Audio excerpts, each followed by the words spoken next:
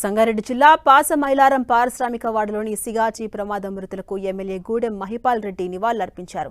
సిగాచిలో ఘోర ప్రమాదం జరిగి నేటికి ఏడాది పూర్తయిందని, అయినప్పటికీ బాధితులకు ఇంకా నష్టపరిహారం అందలేదని ఆయన ఆరోపించారు.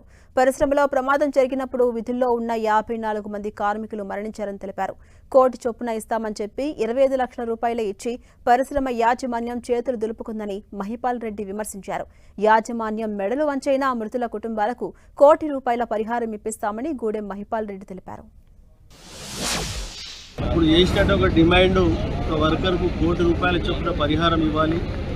సాక్షాత్తుగా ముఖ్యమంత్రి డిక్లేర్ చేయడం జరిగింది, మేనేజ్మెంట్ డిమాండ్ చేయడం జరిగింది. 54 మంది కుటుంబాలకు చనిపోయిన వారికి, అలాగే 25 లక్షల రూపాయలు దెబ్బలు తగిలిన వారికి, యాక్సిడెంట్ అయ్యి దెబ్బలు తగిలిన వారికి ఇవ్వాలని చెప్పి ఆ రోజు మేనేజ్మెంట్ ప్రభుత్వం ఒప్పుకోవడం జరిగింది. అది ఇప్పటివరకు గిట పూర్తి స్థాయిలో వారికి పరిహారం ఇవ్వలేదు, ప్రభుత్వం పట్టించుకోలేదు.